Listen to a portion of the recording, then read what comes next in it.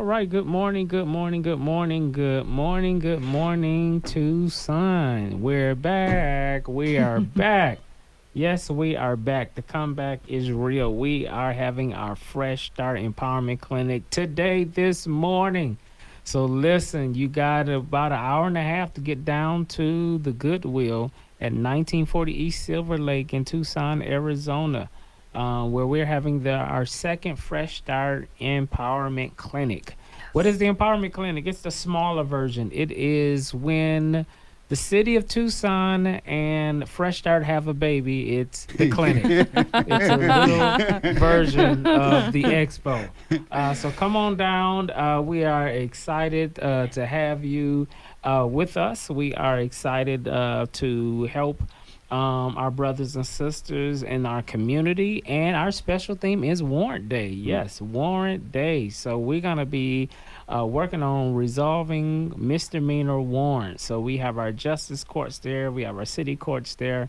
We have our judges there that's going to be there to help you resolve your warrants. Hey, listen, just give you heads up. Just because you didn't get a phone call from the court doesn't mean you don't have a warrant. And That's just right. because you didn't get a letter in the mail doesn't mean that you don't have a warrant. If you got a ticket, you failed to appear, you probably have a warrant out there. And a lot of times you don't know until you get pulled over, jam into your music, and everything is everything. And then they run your tag, run your social, and bam, there's a warrant. Listen, let's let not that to happen to you on that day. So come on down. We're having our empowerment clinic. It's the smaller version of the expo. So just think about the ginormous event that we have at the TCC at a smaller version. But still, we're helping people with court fees and fines. We're helping people with suspended license. We're helping people that got unpaid tickets. And yes, if you have a warrant, come down. Let's not be looking over your back knowing that you have that pending warrant out there. Let's go ahead and handle that and squash that and resolve that on today. We're so excited for the big expo that's going to be here in a few months in October, on October 19th at the TCC, the home of the Fresh Start Expo. And we're looking to see all of our friends and families, all of our brothers and sisters who've been formerly incarcerated to come out and be able to get all of your legal issues resolved. And not just your legal issues, but we're giving out free haircuts, free hairdos, free clothes. We're going to have behavioral health. We're going to be helping you out with felony-friendly employment and housing. So there's so many other opportunities that we going to be helping you. We will probably even again have this year an emotional animal, an emotional pet to just help people get emotionally regulated when they're going through trauma, PTSD, and mental health issues. So you name it. So come on down. We're expecting a great time on October 19th. Please keep it locked. Fresh Start is also having an hour in August on August 23rd on Friday morning at 8 a.m. We're having our annual Fresh Start breakfast fundraiser. So come on out. If you are an individual that wants to donate, if you're a corporation that wants to donate, if you're an organization that wants to donate, please donate. Get a table. If you want to come and support our cause, and you say, "Hey, I don't have a whole lot of money," but guess what? If you can get a ticket, that all goes towards us raising funds to be able to help the formerly incarcerated. So, if you are a felon, guess what? We can help you get your voters' rights restored, and possibly you can vote in this election. So, listen, we are excited for all of our supporters. So come out and join us for the fundraiser on August 23rd. It's going to be at St. Andrew's Presbyterian Church in Tucson, Arizona. It's going to be a Friday morning, so you get to get up early in the morning, have breakfast with us, have a nice keynote speaker, raise us some money, and then you get to go to work, right? So we won't hold you all day. And then the other breaking news is November 2nd, Fresh Start Phoenix in Maricopa County going down Come on. this year. So we are really doing the work and putting in that work. And so we're excited to be able to impact Pima County and Maricopa County in 1 year, which is amazing from where we started to where we are today. So keep it locked on all those dates. But what I want to do is most definitely give our guests as much time on the show as possible. She is no stranger to the community, no stranger to our county of Pima. She is the county attorney for Pima County. For some that don't know what a county attorney is, similar to a district attorney, but county attorneys represent county officials in a so unique way. But we're excited for Laura Conover. She has been a major partner of Fresh Start. And you know as well as I know, when it comes to impacting recidivism and having a model shifting from punitive practices to more restorative practices, it's difficult to do that without prosecutors. And so we have our chief prosecutor in the county with us in the studio today. And I want to introduce her and to introduce to some and present to others our county attorney, Laura Conover. Dr. Holt, Tom, it's an honor to be back here and a pleasure to be with you here in the studio. And I just wrote down all the dates myself. Obviously, in an hour or so, we're all going to be together at the Goodwill, and yes. I'm very, very excited for that. And then I wrote down the dates for the rest of the year. And really taking the show up to Phoenix is a fantastic expansion that Arizona so desperately needs, and I congratulate you on that. In an hour or so here when we're together, I was telling you a moment ago, Dr. Holt, that I'm going to be trying to bring in some of my summer interns, undergraduate students, some of our law clerks who are current law students, some of our young misdemeanor prosecutors, because we are on this huge, critically important shift from punitive to a more holistic approach. One of the things that I've been thinking about a lot lately is the insistence that we view everything as either or, us versus them, one way or the other, that you can only advocate for victims, or you can only seek for restoration and rehabilitation for defendants. And it can't possibly be either or. If you're not doing both, if you're not working on both, you're just really missing the boat. And so and this is a big shift. This is a big shift for Tucson, for Pima County, away from a system that went one way for a really long time and put every single dime and every single resource into punitive measures. And so of course we've ruffled some feathers along the way as we're making this big change, but it's a healthy and positive change towards trying to do something so much better and smarter and wiser and financially sustainable, and actually getting at the crime rate by focusing on victims and their healing, and also on seeing that those who have committed harm find a way forward, a new path towards not ever committing harm again. And that's what's going to actually get us results. Yeah. And I'll bring Tom in with a follow-up question. You've been a partner with Fresh Start for several years now, and coming down to the TCC, even I think last year, you were somewhere else. You got on a red eye to fly back just to be with Fresh Start. Says a lot about your commitment, says a lot about your passion for the work, and setting the tone, not just for you as an individual, as our chief prosecutor, as a county attorney, but I believe the office itself being more robust in our approach to public safety. And I think when a lot of times people think of public safety, they think about, let's put another 1,000 police officers on the street. Don't get me wrong, we want to have officers on the street. We want to have safer communities. But that's not just the only way that we bring public safety.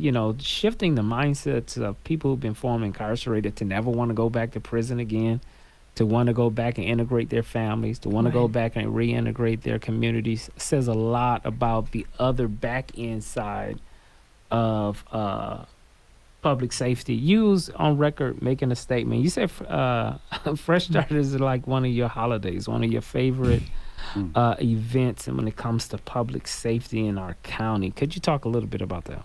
Oh, absolutely. Uh, the first time we were together, I think, was October of 2021 in the Yeah. TCC. That's Yeah. the first time I Yeah. got to participate and bring prosecutors into the courtroom.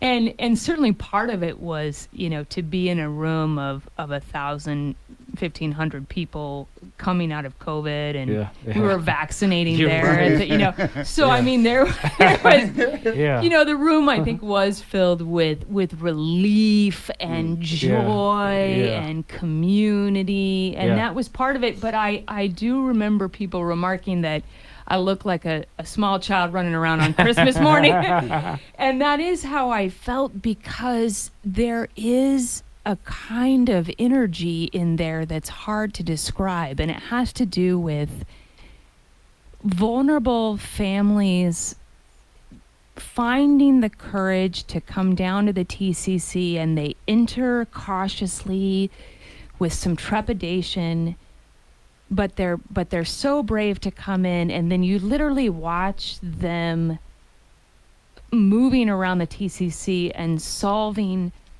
problems one at a time, and Yeah. and overcoming hurdles or obstacles one at a time, until they finally go through the courthouse upstairs or next door, or wherever it is, and it's informal. The judges are like in jeans, the Yeah. prosecutors are in jeans. Yeah. There's positive music playing. Yeah. And we've seen, you've seen, Tom and Dr. Holt, and I'll share with the people listening that we've seen people weep with joy because we are lifting burdens off of their shoulders.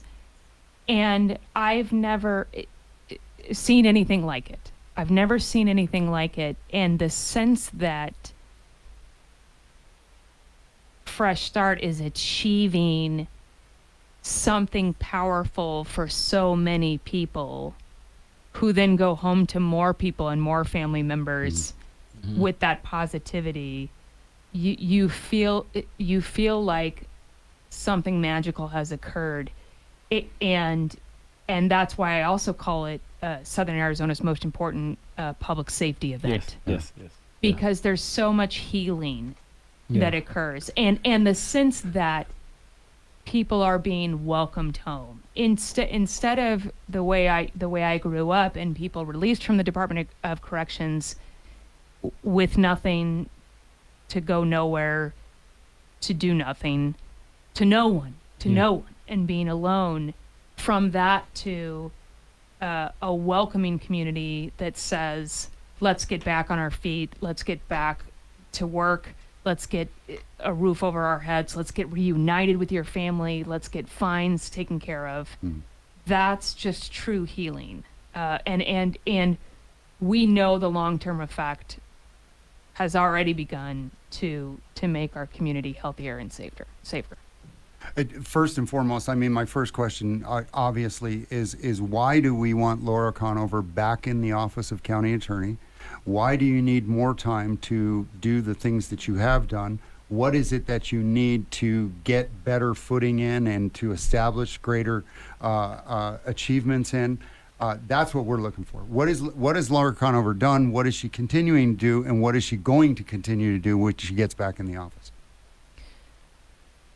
Well, the time question is the easiest, because when I filed for office in November of 2019 and had that platform in mind of what we needed to do, and it grew into the spring of 2020 because you're meeting hundreds, thousands of new people, and you're listening. If you're doing it right, you're doing far more listening than speaking. You're listening to what the real concerns are. We had an idea of what needed to be done to steer that ship from going in one direction that it had been going for 44 years. It was a 44-year partnership before me. It was one system of justice my entire life here. And And then by the time we entered office in January of 21, the world had kind of been decimated by COVID and by a violent crime spike with it. So the time answer is easy because we started working on what we came in to do in our third year. And I've been very, very honest and transparent about that. Wow. The first 2 years was survival, was absolutely keeping our heads above water, dealing with a homicide backlog, dealing with violent crime, trying to get our people vaccinated. Tom, I have only recently reflected back and remembered trying to just keep everyone alive. I was so, what was keeping me up at night was I was worried that employees could die before we got them vaccinated. Because in the federal system, I had already experienced 3 attorneys passing away. Wow. Yeah. And so the first 2 years were really, really intense. And I could view it as a loss of time, or I could view it as a time of strengthening, a time of being tested by fire and strengthened. And in the third year is when we really, when we finally launched our adult restorative justice project, which is rolling on the first cases now. First ever. Yes, first in the state, first adult restorative justice program, and many other examples of that where we've just started some things that we really need to continue on. And of course, the world's handed us a few more projects to get underway. So we know we have a bit more time necessary to finish the work we've started. And the other obvious answer too, I think, is we have to go forward and not backwards. As much as we have clawed for all of the reforms we have ushered in, I can see how so much of that really could be swept away with the stroke of a signature, the stroke of a pen. And the choice on the ballot, and I'm speaking now as candidate, the choice on the ballot could not be more clear. We're either going forward with what we're building here together as community, or as my opponent has avowed, he's going to just bring back the former administration and bring everything right back and go back to what was there. Lock them up and throw away the key is the statement that was made on Facebook. So, my big question is that there's been a lot of publicity about prosecutions and lack of prosecutions, and I have tried to explain it over the weeks to the listening audience. The choice-making ability that you have in bringing a prosecution or not bringing a prosecution, is that entirely on you, or is it on the heads of each of the divisions in and you trust those advices that are given to you? I want you to explain to the audience why it is that there are prosecutions brought and there are not prosecutions brought. And that's one of the biggest knocks that we keep hearing and we keep seeing is that prosecutions aren't being brought. But I know there's a lot more to that and I'd like you to explain it. Well, first of all, I'm certainly frustrated by the amount of misinformation that's going on out there. And we're looking at some really visceral, some really frankly horrifying political ads featuring grieving families, and that the idea of exploiting grief by a family that's lost a loved one for political gain is unheard of to me. It's appalling. It's a line that I have not seen crossed before, and it's completely beneath the dignity of this office. Getting into the weeds, I want to make it clear that when it comes to violent crime, if we have the evidence necessary, we have a very strong track record of holding accountable those who have caused violent crime and caused that kind of harm against another person. But every case is so complicated and different. And that's why it's really easy to cherry pick one case out of the 15,000 that come in the doors, right? You cherry pick a case and you don't like the result, and also apparently you can just twist the facts and make up evidence. when in reality, of course, we hold to the Constitution, which is that if we don't have the evidence and the witnesses necessary to assure us that we have a substantial likelihood of conviction, we don't place criminal charges against someone. Right. You know, that is the hallowed hallmark, and it is a point of education. Out on the street, police officers operate under what's called probable cause. And the way that I describe that is it's like 51% to 49%. Do you feel slightly more confident than not? Like, do you feel 51% likely that this person just committed a crime? Very, very low standard, because we just want the police to just disrupt crime quickly, stop it from happening, move on, right? Well, then it comes into my shop with a much, much higher standard of the substantial likelihood of conviction, because that's how it's supposed to be. It's a check and balance. Yeah. And the national standard, believe it or not, the national standard consistently is 50%, Wow. right? Meaning DA's offices across the nation take about half of what the police bring into them and can actually take charges forward and actually inevitably go in front of a jury and convict someone. Wow. That's the natural check and balance. And that's why it's so easy to cherry pick a case Sure. and ask why. And one of the cases in particular that I'm talking about, there was a commercial on. It was a family that was grieving. They were saying that the people that were responsible for the murder of their son are walking free. That is not true. That's a version, and I can mention this case because it's closed. But the two juveniles, I believe they were juveniles when it occurred, have now been convicted of manslaughter. That's a homicide in adult court. And although we argued for prison time, the judge ordered probation, right? Because the judge is the absolute decider at the end.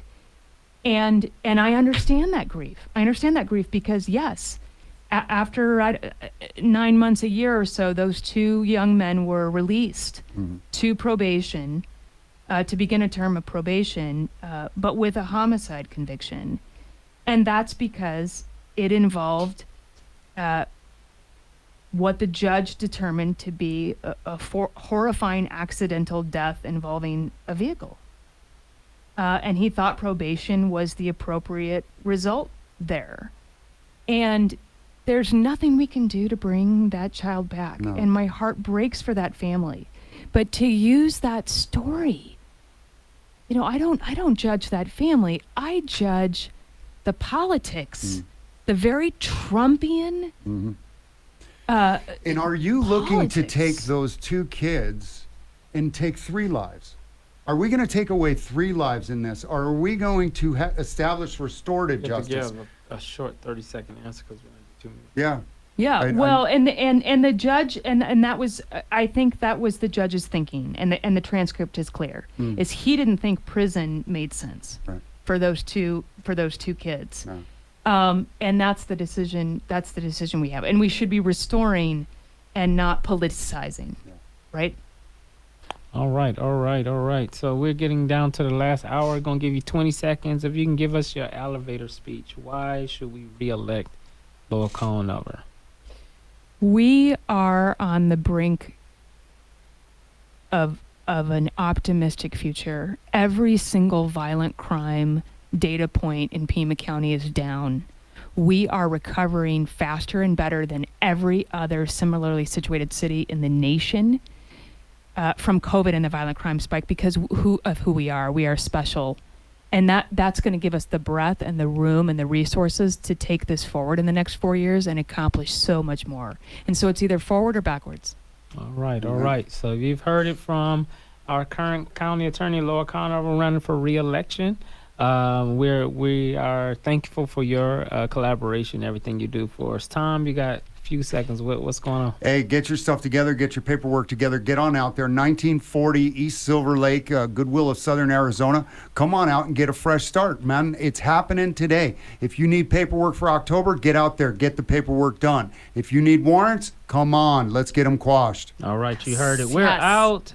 So we Yes. see you at 9:30 today this morning. So let's have a great time. Fresh start. We out.